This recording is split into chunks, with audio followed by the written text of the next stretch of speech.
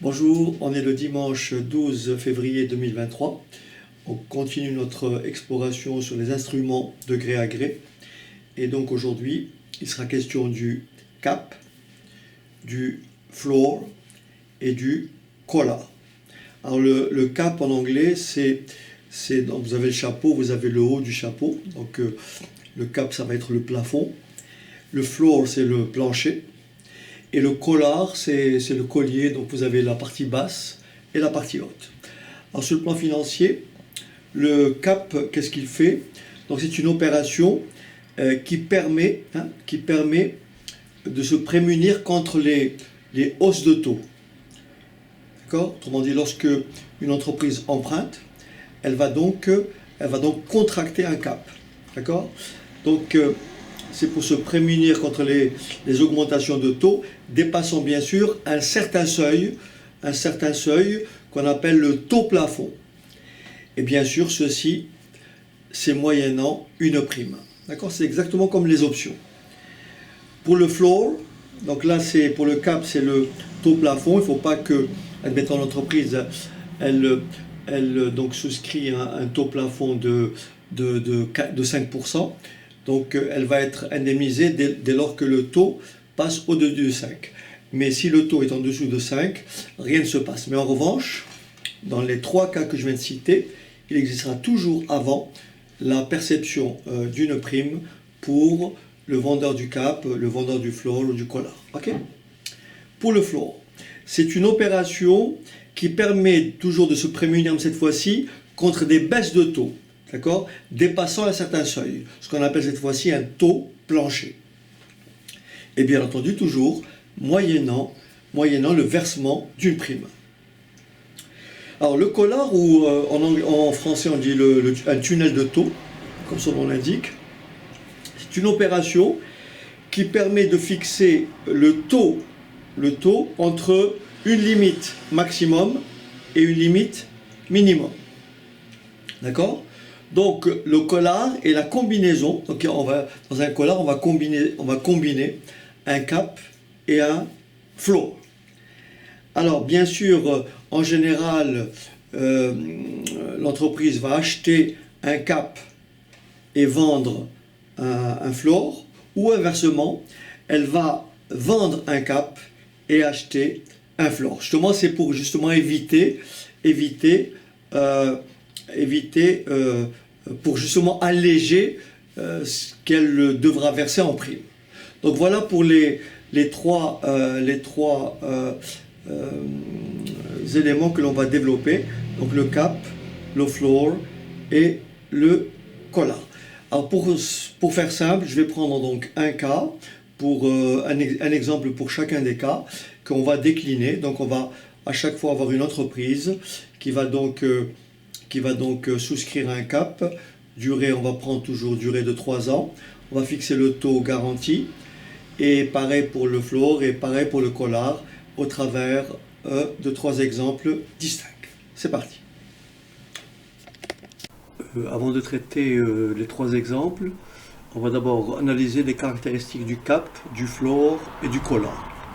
Donc le cap, le floor et le collar portent sur des opérations dont la durée courante varie entre 3 et 5 ans. Alors les primes sont versées en début de chaque période. À la fin de chaque année, le taux de référence, en général le taux annuel monétaire, donc le TAM, est comparé au taux garanti. Si les seuils ont été franchis, l'entreprise reçoit le différentiel d'intérêt correspondant, mais bien sûr, et aucun différentiel dans le cas contraire. Le cap et le floor fixent un taux limite et permettent ainsi de bénéficier d'une évolution favorable. Alors avant de détailler les calculs devant vous, voilà ce qu'on peut dire par exemple si on prend un exemple de cap. Nous avons ici une entreprise ABC a contracté un emprunt de 4 millions à taux variable. Pour se couvrir contre une hausse de taux, elle achète un cap sur 3 ans. Le taux plafond est de 5%. le taux de, alors, taux plafond de 5%, bien sûr taux de référence, de TAM, c'est ce qui est retenu, et la prime est de 0,5%. Donc admettons que la première année, fin de la première année, le taux TAM soit de 6%, fin de deuxième année 4,5% et fin de la troisième année 5,5%. Le taux plafond est fixé à 5%. Dans tous les cas de figure, la prime est perçue toujours en début de période. Donc le montant à la signature, le versement de la prime est tout simplement égal au montant de l'emprunt, c'est-à-dire 4 millions, que multiplie le taux pour la prime qui est de 0,5%, ce qui nous fait une prime annuelle de 20 000 euros due en début de chaque année. Donc j'ai 20 000 euros la première année, 20 000 euros la deuxième et 20 000 euros la troisième. Donc ça c'est pour la prime. Maintenant, quels sont les scénarios? À la fin de la première année, le TAM est de 6%. Or 6% est supérieur à 5%. Nous avons donc un différentiel de 1%. 6 moins 5, 1%. On va donc calculer le différentiel d'intérêt sur le différentiel d'intérêt de 1%. Ça fait donc 4 millions fois 1%, ce qui me fait 40 000. Donc l'entreprise va recevoir un différentiel d'intérêt de 40 000. Et bien sûr, fin de la première année, elle va verser la prime de 20 000 euros. Fin de la deuxième année, le taux annuel monétaire passe à 4,5%. 4,5% est inférieur à 5%. Donc dans ce cas-là, il n'y a pas de différentiel d'intérêt. Donc l'entreprise ne reçoit rien. En revanche, elle doit verser la troisième prime, donc le versement de 20 000 euros. Alors, fin de la troisième année, admettons que le taux soit cette fois-ci de 5,5%. Là, il n'y a pas de problème. 5,5% est supérieur à 5%. Donc, l'entreprise reçoit encore une fois un différentiel d'intérêt égal à 4 millions que multiplie 5,5 moins 5, soit 4 millions fois 1% égale 20 000 euros. Alors, je vais le reprendre à l'écrit tout à l'heure et je vais faire ça, la même chose, je vais décliner cet exemple-là pour le cas du fluor et du collard. Très bien, donc je reprends très rapidement ce cas-là, donc dans le cas d'un emprunt, et donc le taux plafond est de 5%, donc il y aura forcément un différentiel d'intérêt dès lors que le taux TAM est supérieur au taux plafond. Donc ici, on aura, l'entreprise encaissera, bien sûr, encaissera donc un différentiel d'intérêt. Là, le taux est inférieur au taux plafond, donc là, il n'y a pas de différentiel d'intérêt. Et là, bien sûr, de nouveau, nous avons un taux, un TAM, taux donc, annuel monétaire, supérieur au taux plafond. Donc là, l'entreprise percevra un différentiel d'intérêt. Mais dans tous les cas de figure, l'entreprise sera donc redevable vis-à-vis de la banque ou d'une tierce personne de ce qu'on appelle la prime qui est calculée. Donc la prime, le taux est de 0,5% adossé à l'emprunt de 4 millions. Donc nous avons ici, comme tout à l'heure, on a donc calculé, on avait donc une prime ici égale à 4 millions fois 0,05 et on avait trouvé une prime de 20 000 euros. Donc la prime, elle est toujours perçue en début d'année. Donc là, on aura une prime de 20 000 euros qu'on retrouvera ici, 20 000 euros de prime. D'accord. Là, encore une fois, 20 000 euros de prime puisque le contrat porte sur 3 ans. Il a une durée de 3 ans. Donc ça, c'est la prime qui est perçue par donc le vendeur du cap. Et donc l'entreprise ici, elle va percevoir donc un différentiel d'intérêt. On va donc calculer la différence entre 6 et 5%. Donc nous avons un différentiel d'intérêt, donc 6% moins 5%, ça fait 1%, ce qui fait donc un montant d'intérêt égal à 4 millions que multiplie 1%, et on avait trouvé donc 40 000 euros. Donc ces 40 000 euros seront éventuellement versés par la banque à l'entreprise ou par une tierce personne. Ici, nous avons, comment dirais-je, un taux donc, annuel monétaire qui est inférieur au taux plafond. Dans ce cas-là, ici, il n'y a pas de différentiel d'intérêt. Pas de différentiel d'intérêt. D'accord? Donc, ici, nous avons donc pareil, nous avons un taux qui est supérieur au taux plafond, et donc le différentiel de taux est de 0,5%. Nous avons donc, l'entreprise va donc recevoir un différentiel d'intérêt égal à 4 millions que multiplie 0,5%. Et là, ça me donnera 20 000 euros. Voilà, donc pour le cap, on va passer maintenant de la même façon au floor. Donc là, nous avons un exemple de floor. L'entreprise toujours ABC effectue un placement de 2 millions d'euros sur 3 ans à TAM, donc au taux annuel monétaire. Alors, pour s'assurer un taux minimum, elle achète un floor. Et donc, taux plancher 5%, taux de référence toujours TAM, prime 0,4%. De toute façon, la prime, elle est nécessairement perçue par, donc, par le vendeur du floor. Donc ici, nous avons une prime de 0,4% de 2 millions, ce qui fait une prime de 8 000. Donc la prime, elle est perçue en début d'année. Donc prime de 8 000 euros. Donc prime de 8 000 euros perçue pendant 3 ans. Puisque le contrat porte sur une durée de 3 ans. Donc ici, prime de 8 000 euros. Alors maintenant, il s'agit donc l'entreprise a emprunté, d'accord? Donc elle voudrait que son taux soit forcément supérieur au taux plancher. Donc si elle a un taux, comment dirais-je, si elle a un taux inférieur au taux plancher, donc elle va forcément demander une compensation. Donc ici nous avons un taux TAM qui est de 4%.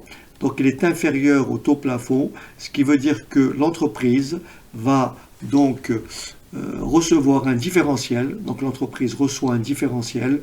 Donc là j'écris, je le dis oralement. Donc là elle va recevoir un différentiel d'intérêt qui sera égal à donc la différence des deux taux. Donc 5 moins 4%, ça fait 1%. Donc elle va recevoir un différentiel d'intérêt égal à 2 millions. Que multiplie 1%. Donc elle va recevoir un différentiel de, je ne dis pas de bêtises, de 20 000 euros. Donc un différentiel de 20 000 euros. L'année 2, nous avons un taux annuel monétaire de 4,5 qui est toujours inférieur à 5%. Donc de nouveau, l'entreprise va recevoir donc un différentiel d'intérêt puisque le taux TAM est inférieur au taux plafond. Et cette fois-ci, ce sera donc 20 000, je dis des bêtises, 2 millions, donc le montant emprunté, que multiplie la différence 5 moins 4,5%, donc 5 fois 0,5%, donc ça me fait un différentiel d'intérêt égal à 10 000 euros. Donc je répète, dans ces deux cas ici, le TAM est inférieur au taux plafond. Ici pareil, donc dans les deux cas, l'entreprise ABC va recevoir ce différentiel d'intérêt. En revanche ici, nous avons un taux annuel monétaire qui est supérieur au taux plafond, et dans ce cas-là, pas de différentiel. Voilà pour ce qui est de l'exemple concernant un floor. On va passer maintenant au troisième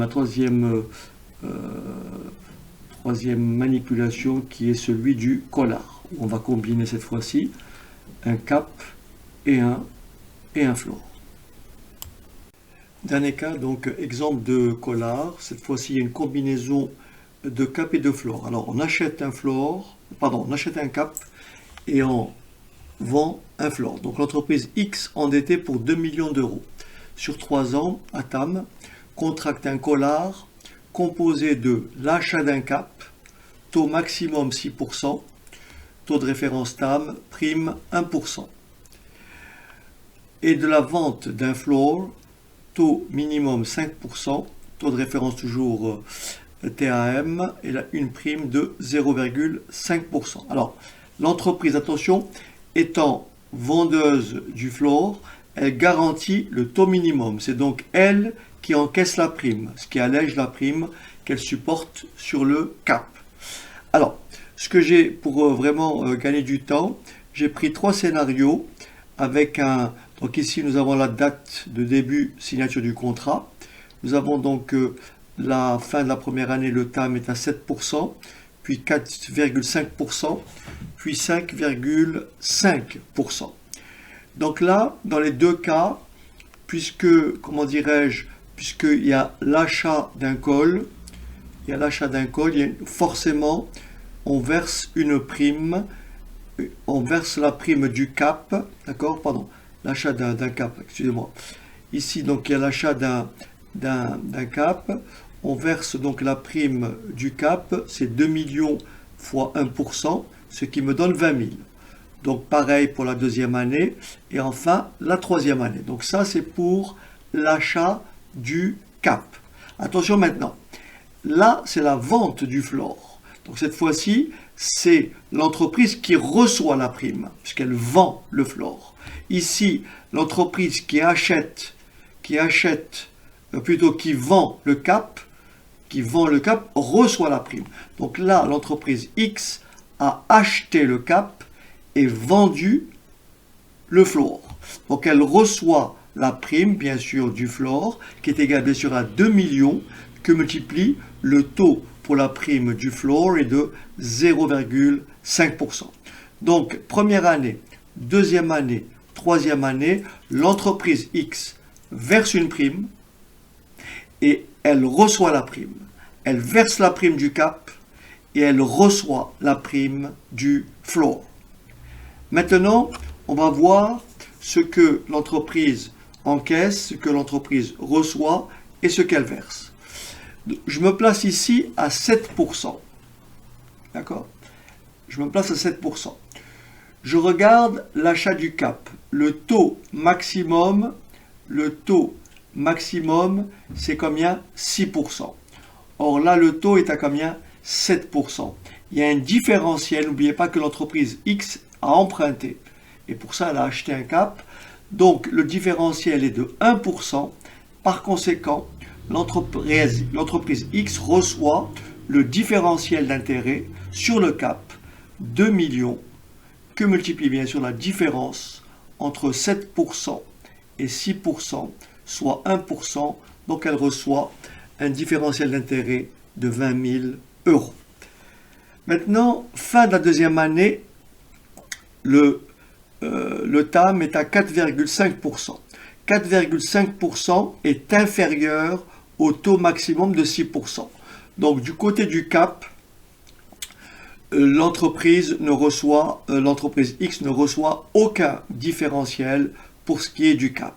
En revanche, regardez bien, 4,5% est un taux inférieur au taux du floor de combien? 5%. C'est-à-dire que l'entreprise qui a acheté le floor va se voir verser un différentiel. Et en fait, l'entreprise qui a vendu le floor, c'est l'entreprise X elle-même. Donc, qu'est-ce qu'elle fait? Elle va verser, donc X verse le différentiel d'intérêt sur le floor. Bien sûr, le montant de l'emprunt, c'est 2 millions. La prime est de 0,5%. Et donc, le montant de ce différentiel d'intérêt sur le floor est de 10 000 euros. Et bien sûr, pour la troisième année, nous avons ici un taux de 5,5%. Donc ce taux-là de 5,5% est inférieur à 6%. Par conséquent, il n'y a aucun différentiel sur le cap. Idem, 5,5% est supérieur à 5%, ce qui veut dire qu'il n'y aura aucun différentiel sur le cap. Par conséquent, pour la troisième année, fin troisième année, aucun différentiel d'intérêt. Et donc ça, c'est la fin du contrat. Voilà, donc ce cas-là est un peu plus délicat, mais je vous laisse le temps de bien le cerner. Voilà. Donc en fait ici, la petite difficulté, c'est de jongler entre ces deux aspects. Donc pour le vente d'un floor, achat d'un floor, achat d'un cap, c'est direct.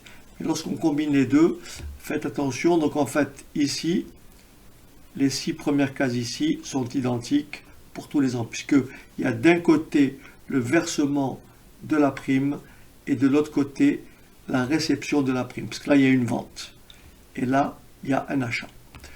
Voilà, je vous dis donc à très bientôt. C'est une séquence qui complète donc celle sur les instruments de gré à gré.